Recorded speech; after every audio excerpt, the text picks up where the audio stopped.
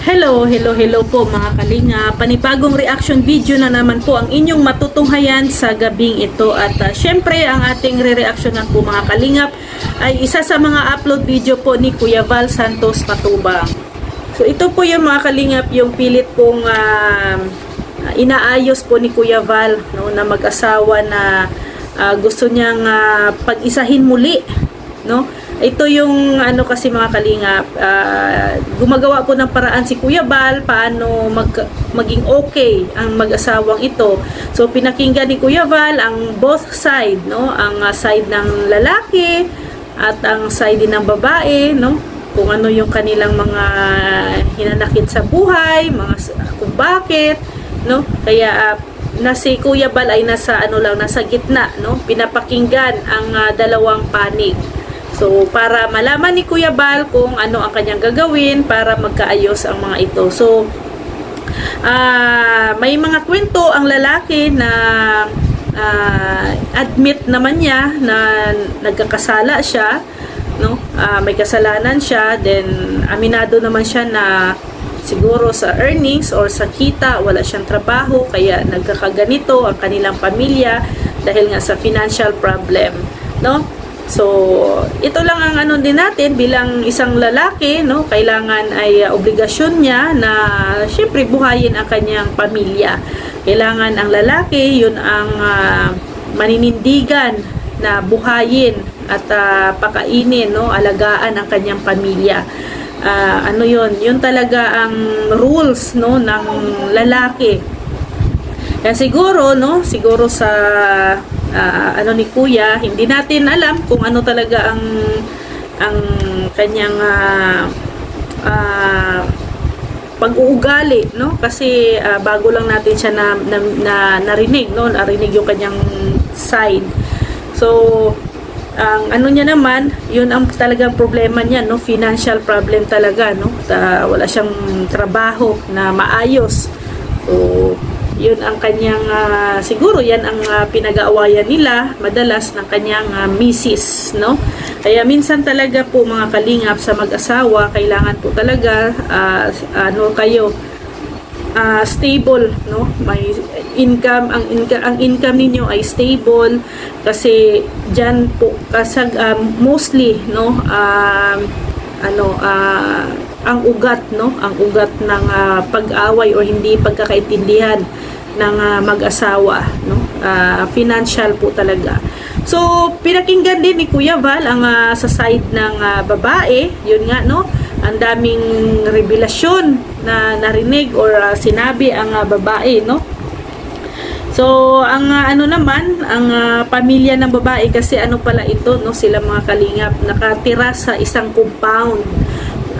Yung compound na yun ay mga halos kamag-anakan ng babae. So nakitira lang sila doon. So ang ano naman, sabi naman doon ay concern lamang sila, no, sa kanila, sa pamilya, no. Yung mga nakapaligid doon concern sa pamilya. So yung si ate, yung misis ay gusto niya na makita, no, makita na nagbabago ang kanyang mister, no. Yan naman talaga ang ano naman ang hiling, no, ang hiling mostly ng mga misis, lalo na pag ang mister ay may bisyo, ano, gusto makita na nagbago, no. So actually sa pamilya, no, sa pamilya hindi lang naman more on lalaki lang may kasalanan, minsan mayroon din ang babae, no, mayroon ding pagkakasala. Pero dito sa kanilang case, sa mag-asawang ito, more on ano talaga ang pagkakasala dito ay ang lalaki. So lalo na, no, ang sabi ng kanyang misis ay ito daw ay nagiinom, no, palainom, no, tapos nananakit pa ng babae. Ay naku po, no, malaki talagang problema yon. So sa pag-iinom pa lang, no, tapos kulang pa sila sa financial problem. So instead na yung alak na pinangbili, sana binili na lang ng ulam or bigas, at least natuwa pa ang asawa, no. Kaya minsan sa mindset din ng iba, no, hanggat na gusto lang na mag-aliw-aliw, no, hindi na nila naiisip kung may kinakain ba kanilang pamilya, kanilang mga anak, no, sa bahay nila. Basta sila ay nag-aliw-aliw lang, no, nag-enjoy, ganon. So, tapos nananakit pa, no, ang lalaki. Si mister. Ay, nako, hindi po maganda talaga yon, lalo na ngayon sa ating batas, no, mayroon pong protection ang mga kababaihan, no, bawsi. Pag if ever na nananakit ang lalaki sa babae, ay pwede po itong mapakulong po ng babae, maireklamo po. Buti na nga lang si kuya ay ano pa, mabait pa yung asawa, no, hindi siya pinakulong. Pero sabi naman doon ni ate ay nakulong daw yan dati, siguro nireklamo niya na, no, noon. At pinalaya din, siguro naawa, no. So syempre wala ka nang trabaho, palainom ka pa, nananakit ka pa, so grabe na din ang syempre ang ibibigay mo sa iyong misis na emotional and physical abuse, no. So abuso na talaga masyado yan, no.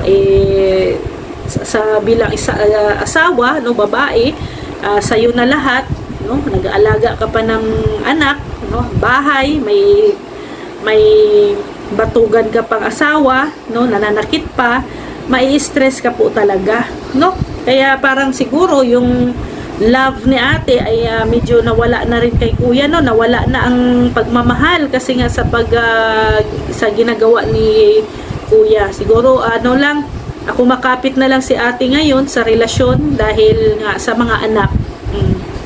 So, ang gusto ni ate, no, bigyan ng second chance, no, pwede naman yon, no, pwede naman na bigyan ng second chance kasi lahat naman ng tao ay nagbabago. So, then dapat, no, makita daw niya, no, dapat daw makita ni Mrs. na nagbago po talaga ang kanyang mister. Kasi hindi lang puro sa salita, no, kailangan sabayan mo din ang gawa at hindi dapat 1 week lang. Kailangan tuloy-tuloy kasi 'di ba, mostly, no, pag may kasalanan ay sabihin magbabago, no, pero sa susunod na araw nakalimutan na. So sana ay tuloy-tuloy, no, na magbago para magkaroon ng second chance si Mr. kay Mrs. So kailangan lang, no, kailangan lang na mag-usap ang dalawa, no, mag-usap dito doon sa barangay, may kasunduan if ever na magkabalikan sila, if ever na magsabi ang lalaki na nagbago na siya, no, kailangan may kasunduan, ha. So yung kaso lang, no, nagdi-disagree yung nanay ni ate, no, ni Mrs. nagdi-disagree. Syempre nakita niya yung anak niya, kung ano yung naging kalagayan ng anak niya. Kahit sino namang nanay na nakita na bugbog sarado yung anak mo, no, emotionally may depression, no, depressed, ayaw mo na talagang pabalikin pa sa lalaking hindi naman kayang magbigay ng halaga, no, sa babae. So ayaw tanggapin ng biyenan. Ang magiging kalaban ni mister ay ang kanyang biyenan, no. So kailangan talaga ni mister ligawan muna ang kanyang biyenan na mapa-oo at makita ng biyenan na nagbago siya. Hindi lang ang biyenan, ha, pati doon, no, sa compound nila, yung mga kamag-anakan po ng kanyang misis. At syempre ang ano talaga dyan, ang pinaka mo talaga ay yung misis mo, no? Dapat masabi talaga ni misis na nagbago na siya, hindi lang sa puro pangako, salita, no. Kailangan din na may gawa din, no. So para kay kuya, no, sa mister, no, magbago ka na kasi hindi habang buhay or hindi lagi, no, hindi palagi ang katawan mo ay healthy. Darating ang araw na ikaw ay tatanda, darating ang araw ay kailangan mo rin ang iyong pamilya, no. Balang araw tumanda ka, magkakaroon ka ng karamdaman. So ang lagi mong isipin, sino ang karamay mo, no. Sa panahon ngayon, ang karamay mo lang ay ang misis mo. So wag maging batugan, ang daming diskarte, daming pwedeng gawin para makaprovide sa iyong pamilya. Huwag umasa sa mga taong tumutulong lang sa inyo. Huwag sumandal.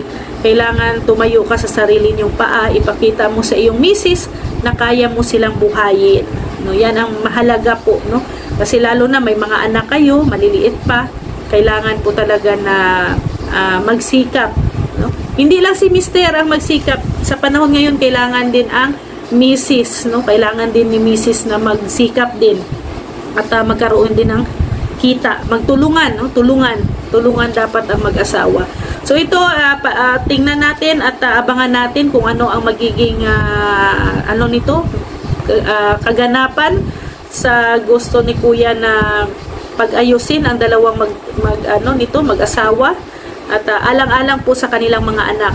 So abangan natin ang next episode ng pagbabati na to, kasi rinig natin ay mag-uusap do sa barangay, So abangan natin ang mangyayari. Sa mga hindi pa po nakapanood sa full video na to, puntahan nyo lang po ang channel ni Kuya Val Santos Matubang. Doon po maririnig at makikita po ninyo ang buong detalye sa video na to. At please, pakisuportahan po ang channel ni Kuya Val Santos Matubang, Ate Edna Vlogs, Kalinga Prab, Ruel of Malalag, and Rachel Morales Vlogs. At syempre, ang inyong abang lingkod, Rhea Olarte, kasama ating Deputy Mick Agnes Vlogs, Kalingap Awi, Kalingap Angeli, Kalingap Bibi Girl, Kalingap Dodo, Bila Ayo, Rachel TV, John Lindon Official, and Rex Vlogs. Maraming salamat po mga Kalingap. See you tomorrow. God bless everyone. Bye-bye po.